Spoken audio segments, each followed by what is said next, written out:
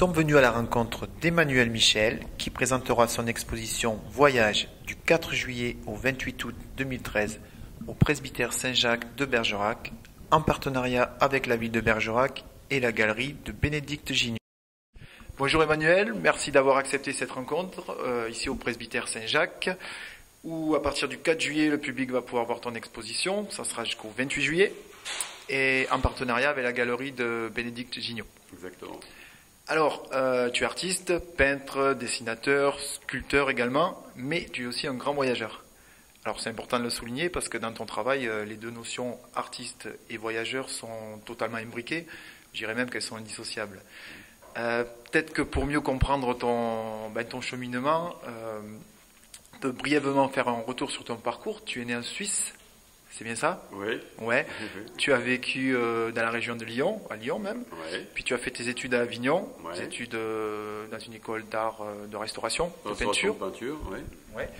Et où tu as validé ton diplôme après avoir passé 2 ans en Égypte, exercer ton talent de restaurateur. Est-ce que ce parcours, ce début de parcours de vie, a influencé ton travail et cette notion de voyage très présente? Alors ce début de parcours était un choix. Je voulais faire une étude je voulais pas faire les beaux-arts en fait. Je voulais pas qu'on m'enquiquine sur ce que j'avais à faire comme type de peinture, comme sujet, etc. Je voulais juste avoir des outils. Et la restauration de tableaux a été une voie qui a été parfaite pour ça et un métier magnifique que j'ai découvert. Alors ce métier m'a permis de partir en Égypte, mais j'ai toujours aimé voyager et voilà, ça a été après. Mais c'est vrai que le fait de pouvoir passer 2 ans là-bas, ça a amorcé déjà plein de voyages dans le Moyen-Orient, Jordanie, Syrie, tous ces coins-là. Et depuis, j'ai pas arrêté en fait de me balader. Ouais. De voyager, donc ça a quand même donné le goût du voyage et l'envie de continuer, de dépasser. Ça a enfoncé le clou. Sans enfoncer le clou. Est-ce que quand on voyage et qu'on s'inspire du voyage, pour ce qui te concerne en tout cas, est-ce que tu vas rechercher ta source d'inspiration dans le voyage, c'est-à-dire quand tu as besoin de créer ou tu as envie de créer, tu pars en voyage dans ce but, ou est-ce que le voyage te suffit à lui-même, tu pars, tu prends ton billet, ton sac, et c'est une fois sur place que l'envie de croquer, l'envie de dessiner se fait ressentir? C'est plus simple et plus compliqué que ça. C'est-à-dire que dès le moment où c'est comme un écrivain ou un peintre, enfin quelqu'un dont c'est la vie et le travail, je me dis pas tiens je vais me mettre à dessiner, tiens je vais me mettre à peindre ou je vais me mettre à écrire pour un écrivain.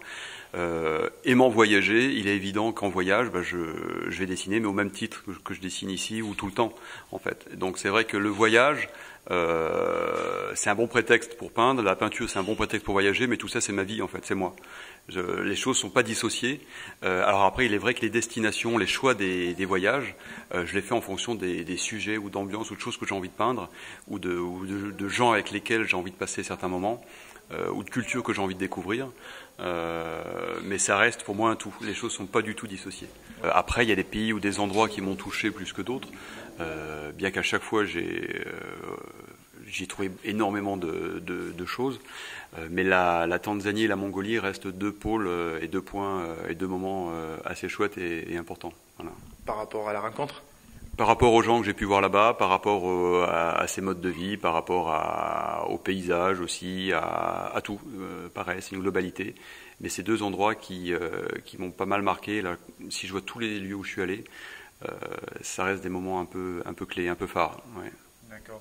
Alors pour en revenir à ce que tu fais, puisque il y a cette exposition qui va avoir lieu, quand on regarde toutes tes œuvres, déjà ces œuvres elles sont centrées sur l'humain, c'est quasi exclusivement, enfin, pour la majorité, ce que tu peins.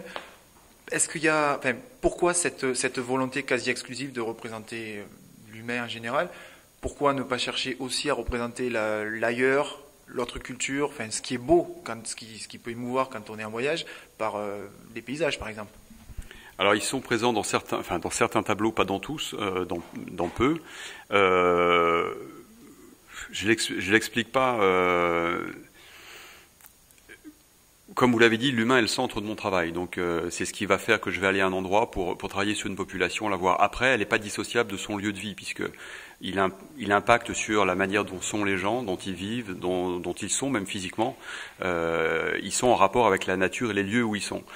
c'est pas visible directement dans le tableau ou dans les tableaux par un paysage qui va être descriptif, mais pour moi ça l'est. C'est-à-dire que quand je vois un portrait, je pense que ça l'est pour beaucoup de gens, si on voit un visage, si on voit quelqu'un, si on voit un portrait, sans même le situer, sans qu'il y ait un paysage derrière, je pense que ça peut inspirer et ça inspire un lieu. Si on voit un type avec un chèche autour de la tête, avec une lumière forte, quel que soit le contexte, on va se dire c'est un type du Sahel ou du désert, c'est quelqu'un de ce coin-là, ou un visage mongol. Si on prend un gros plan d'un visage mongol, automatiquement, rien qu'en voyant ce visage, on a une sensation de lieu, d'espace, il y a des choses qui se dégagent, et de la même manière pour quelqu'un qui va être fait sur un fond urbain.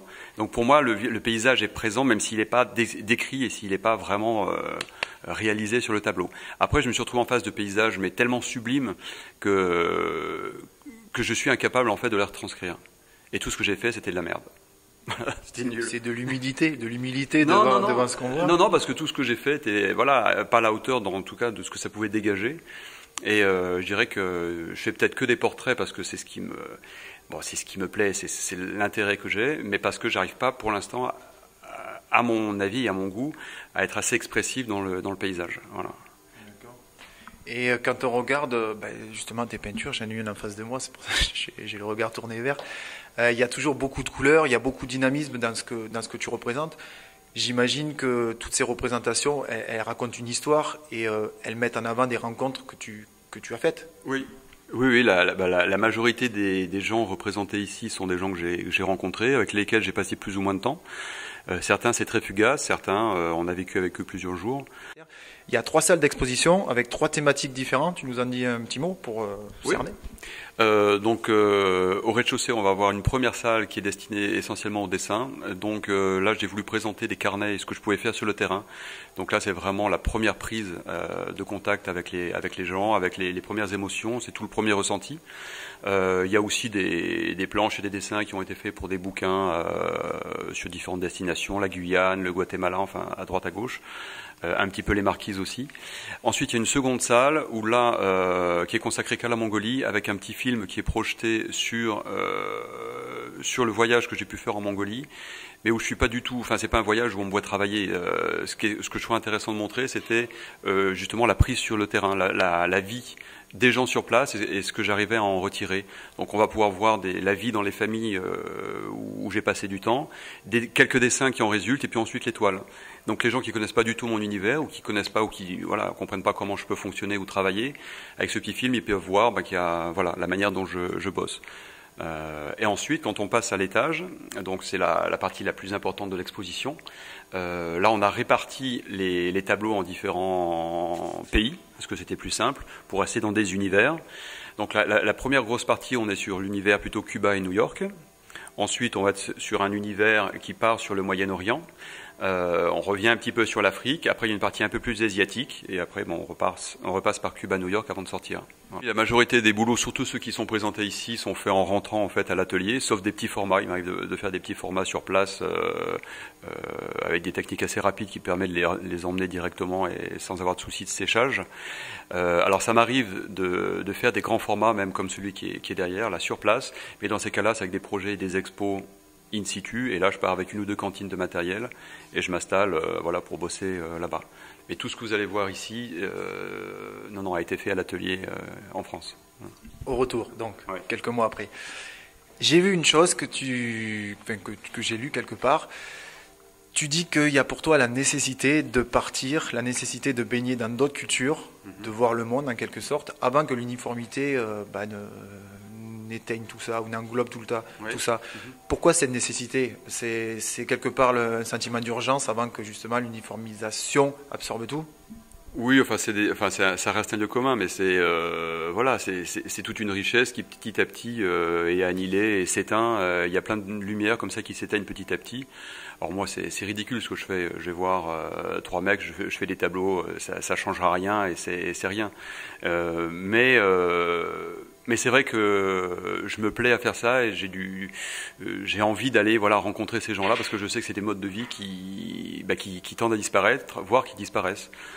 que ce soit des chasseurs-cueilleurs en Tanzanie, les Hadzabe, où bah, voilà, ils sont quelques dizaines, voire centaines, voire dizaines maintenant, ou même la manière de vivre en Mongolie, ou dans plein d'autres endroits, ou comme en Indonésie aussi, il y a d'autres petits coins où la culture est vraiment très particulière à un endroit précis. Et je suis pas sûr que mes gamins, quand ils pourront se balader tout seuls, aient la chance de voir ça, quoi. Donc je travaille essentiellement la terre, le bronze et le métal de récupération. Voilà. Donc je fais, comme en peinture, le portrait et l'humain est au centre. Donc je fais pas mal de portraits. Certaines têtes sont faites en bronze et ensuite montées sur des corps en métal de récupération, que ce soit donc le moine qu'il y a dans l'expo là en lévitation, ou d'autres pièces taille humaine plus grandes. Voilà. Et sinon, je fais des terres cuites également. Donc toujours pareil, tes sculptures sont inspirées des croquis que tu fais sur place quand tu es en voyage? Des croquis que je fais sur place, et puis aussi de choses un petit peu plus imaginaires parfois que la peinture. Des fois, c'est plus une idée qui m'amène vraiment à une sculpture, et parfois c'est un petit peu moins ciblé géographiquement. Mais c'est quand même à partir de sensations et de choses que j'ai pu voir en voyage. Voilà. Comment on passe de la peinture à la sculpture ou de la sculpture à la peinture? Est-ce qu'il y a des sujets qui s'y prêtent plus que d'autres? Alors pour moi, c'est deux choses qui sont vraiment complémentaires, et j'aurais bien du mal à me passer de l'une pour l'autre. Je dirais même que je me ressource de l'une en faisant l'autre, ce qui fait qu'en fait, je reste toujours avec une énorme motivation, aussi bien dans un domaine que dans l'autre, puisqu'il n'y a aucune lassitude. Je viendrai le 9 août et le 28 août, donc le dernier jour de l'exposition, pour dédicacer les différents bouquins. Voilà. Donc il y a un livre sur le Tibet et la Mongolie, qui illustre des récits de voyageurs du 19e et du 20e. Il y a un petit bouquin sur les marquises, et il y a deux livres plus importants, un sur la Mongolie, la Tunisie et la Tanzanie, et le dernier qui est tout frais sur Cuba et sur New York, voilà, qui représente un petit peu tous les boulots qui ont été faits sur ces destinations. Voilà.